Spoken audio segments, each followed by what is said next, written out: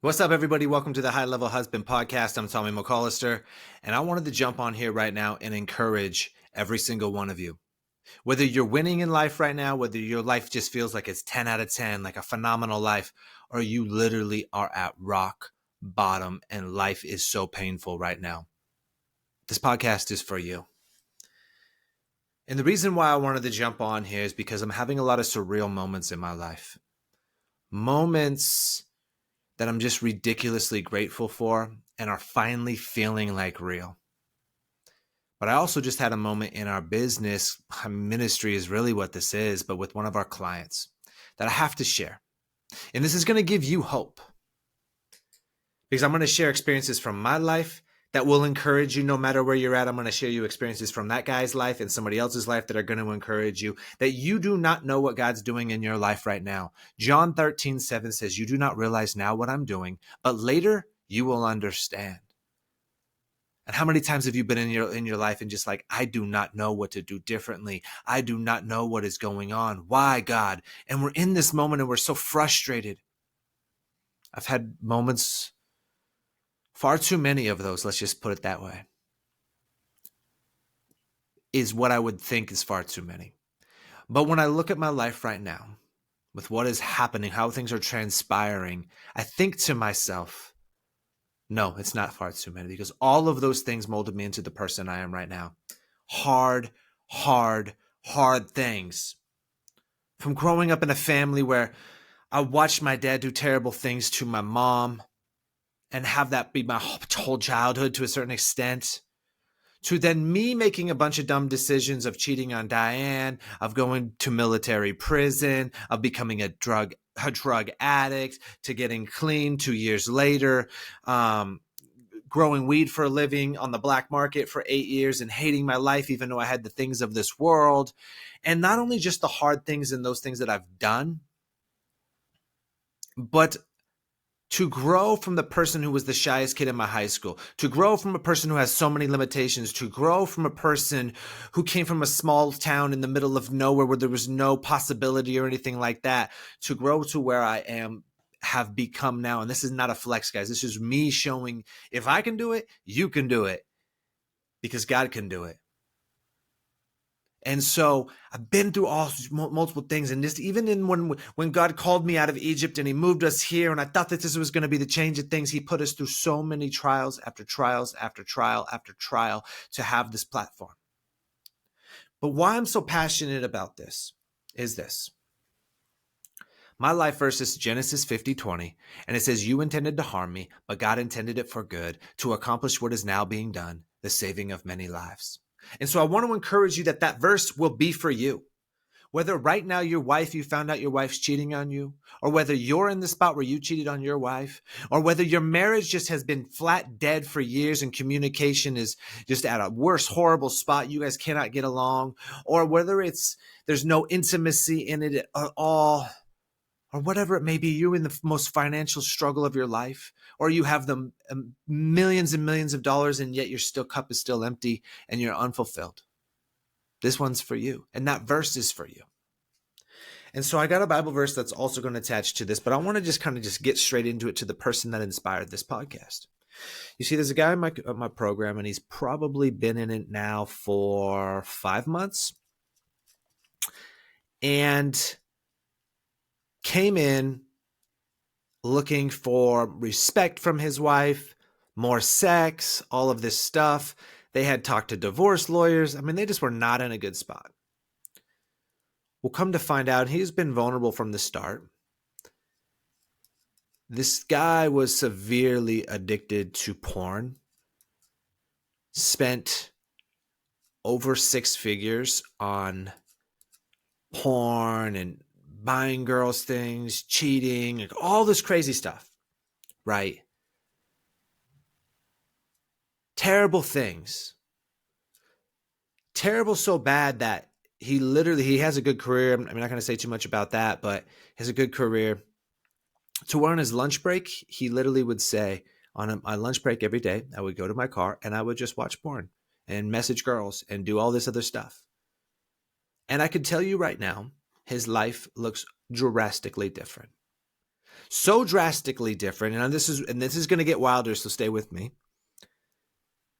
that now his lunch breaks for the past 5-6 months is him going to his car, praising God, reading the word. He Bible studies with men at his work on their lunch hour now. He's just so full of life. His wife and him are having more intimacy than they've ever had. She's chasing him down. She and him are having just like, she's given the keys of trust back to him where he's wanting to do certain things and she's saying okay and yes to those things. They're just rebuilt their marriage in so many ways after all he had done. Sure, our wives have done some things too, but he took extreme ownership. But it was about 3 weeks into my program and he's like, man, I don't know. Is this going to work? I don't know. Like, I think I'm here for the wrong reasons. And that's when his heart changed. And that's when God said, you're ready. What's crazy is his marriage is phenomenal. He's become one of the biggest encouragers in our community in there, helping so many men. But tonight, I take my ministry very, very seriously. Excuse my word, French here, but the hell me and Diane had to go through in so many ways to get to where we are, not just in life, but in business and ministry, and to just keep pushing when it seems so dark. So when we built this platform where men from around the world are just getting their lives changed and rocked, it's near and dear, and this is my baby that I've built. All glory to God on that. But I lead the coaching there. I'm the head coach. Diane coaches. I lead the group calls, the Bible study, the other things as well. I'm the one who created the programs, everything with Diane and God. But tonight, there's a lot of guys in the program who struggle with porn, like a lot of men do. And me and this guy, we said, he just felt compelled to help anybody the way they need. He always puts it in our group community chat in our app. He said, if anybody needs help, just let me know, and I'm more than happy to help. And I said, why don't you just lead a call on this? But my schedule is super busy this week. I'm leading a men's event this weekend in Vegas. I'm just got so much on my plate. I said, hey, I'm not going to be able to be there for this and add an extra call during the week. And I said, hey, how about you just lead it? I won't be there. Here's the keys, basically, to my baby. Like, all the people in there have invested in their lives to be coached by me and all of this. Now they're knowing him and seeing him in the community and they love the guy and all these other things. But still, for me, it's like, I'm trusting. But I was like, cool, bro. I'm like, here, you lead it. I don't know. I didn't tell him what to say, how to say it, anything. I just said, you lead it. And I went about my day and finished off the day the way I was. I didn't go to the call. And I just checked in with him because I know it just finished. I said, hey, bro, how'd the call go? And he said, man, I'm on such a high. And when he said that, was so full of gratitude.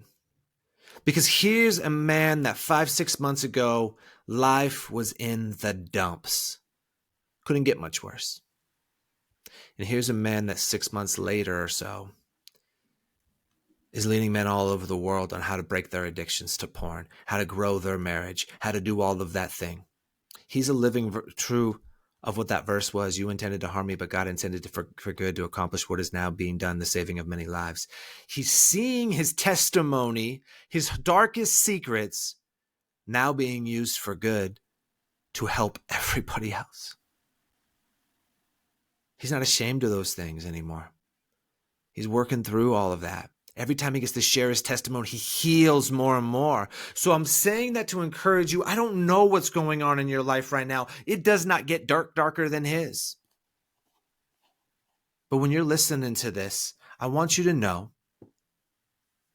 that you may not know what God's doing in your life right now. He's a lamp at your feet, but he's doing something.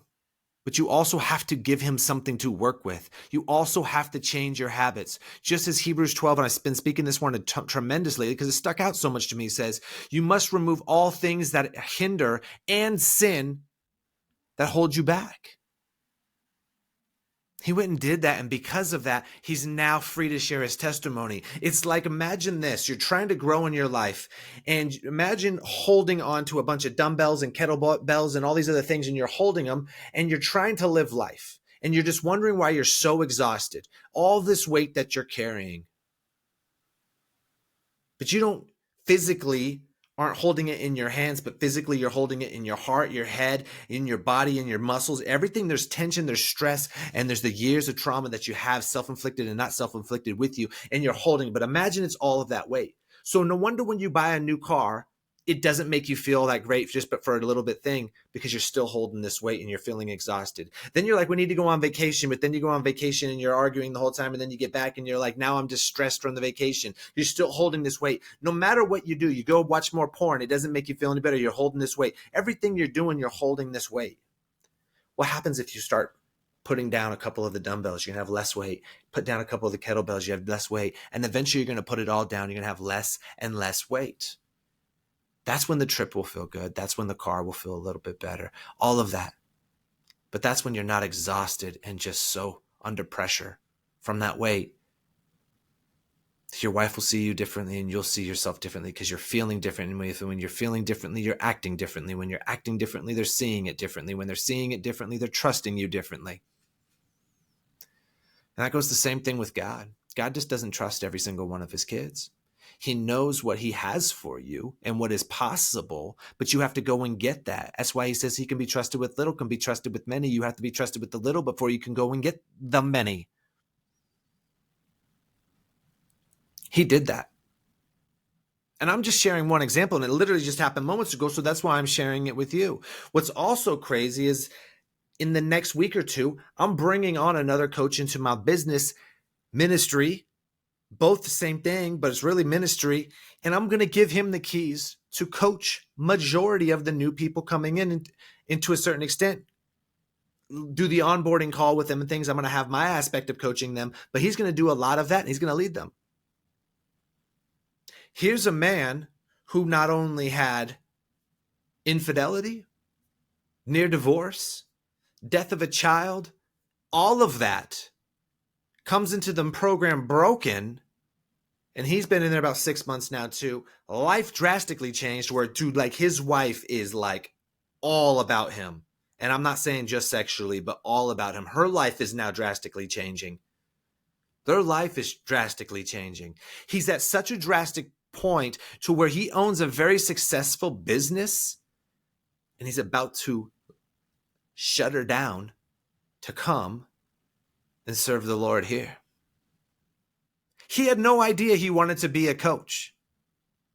He thought he was doing what he was supposed to do. He was naturally gifted in those things. He had no idea. John 13:7, like I said earlier, you don't realize now what I'm doing, but later you'll understand. So all that hard stuff he went through, because he decided to use it for good and change and let down those weights and then grow and do all this stuff, he's now in a spot where he's going to be pouring into other men and leading them to phenomenal marriages, because he's not going to do it theoretically, because he's going to do it because he's actually lived it. And because of that, all that stuff he'd been through is going to just get wiped away clean. His wife's already wiped away clean on it. I don't know where you're at. You have no idea right now where you're at. God will move you to another profession. God will have you using your pain for good. God will restore your marriage. God will do something in you that you have no idea that is possible. But if we play the woe me victim card, we're never going to get there. We have to say, this is very, very hard. This is not enjoyable. But in 1 Thessalonians, it says, give thanks in all situations, in everything. So rejoice for the pain that you have today. If your wife's cheating on you, rejoice. If you cheated on your wife, rejoice. If your house just burned down, rejoice. If you just lost your job, rejoice. Whatever that is, rejoice. But when you're rejoicing, you're thanking God, because you're going to say, God, I know you're going to use this for good, and here I am, an obedient servant, and I'm going to go and do these things. You just can't stay in those situations and allow them to continue to be those things. No, you have to change it up and do things differently. I promise you it's there. This isn't just on marriage. This isn't just in anything. I'm not going to touch on my testimony because it's wild, but it is. Like this weekend, I have guys flying in from all over the country to come and do an event here. The event space that I'm doing at, one of the top business influencers out there. I don't want to name drop, so I'm not going to share the name on here. It's giving me his facility to run it out of for free, all of that. And is giving me the keys, and he's not even going to be, none of his team's going to be there. They're like, oh, here's the keys to this massive facility. Just go ahead and run it. It's all on you.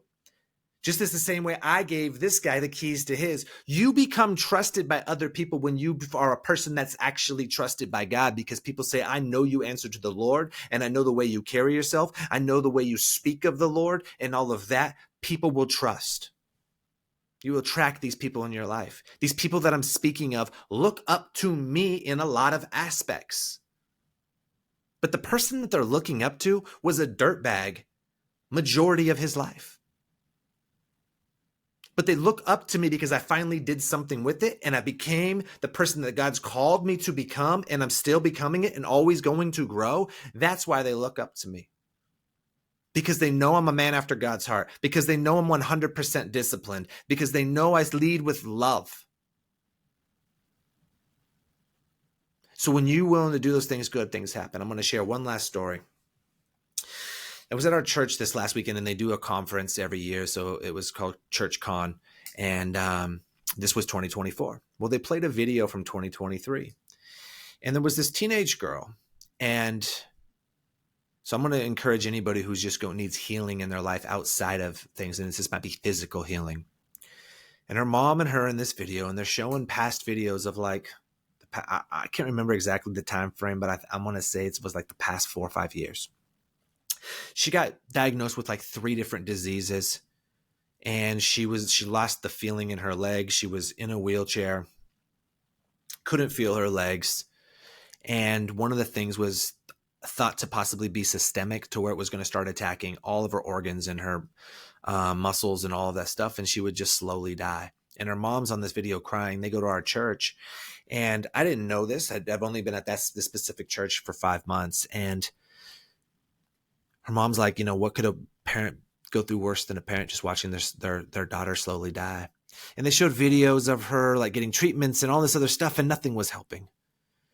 And it was just so sad to see her in these videos. And they said, then of course she's been at the altar praying, she's been at church, and just there's no healing coming.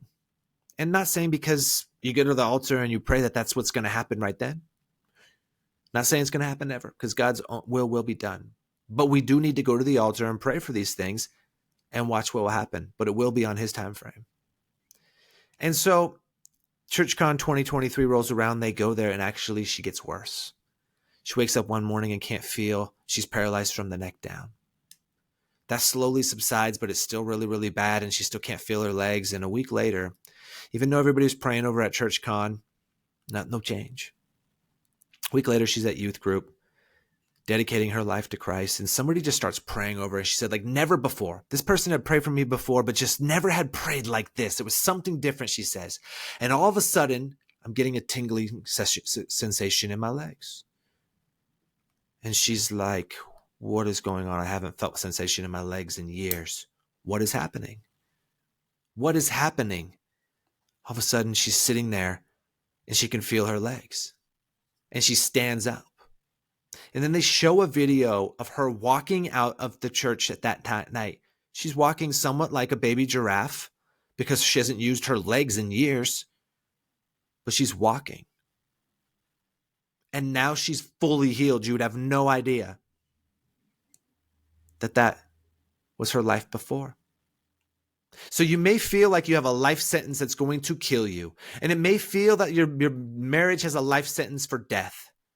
And you may feel like your finances are never going to bounce back. You may feel like you're stuck in a dead-end job. You may feel like all these things are happening, but I promise you, God can do immeasurably more than you can ask or imagine. That's Ephesians 3:20. You have to believe that. You have to believe that. You have to. And it's never on your time. It's always on his time. But God's not slow as some consider slow, which is straight from the Bible. I'm living proof, guys. I'm living proof in so many ways. I could share things right now that would be blow your mind, but then it's also going to sound like a flex. And so I'm not going to do it. But I want you to know that if what is happening in my life right now is mind-blowing, humbling, peaceful, joyful, still some weight to carry because that's just what life is. It's not always just going to be ice cream and cake. There's pressure. Notorious P.I.G. said it best, more money, more problems.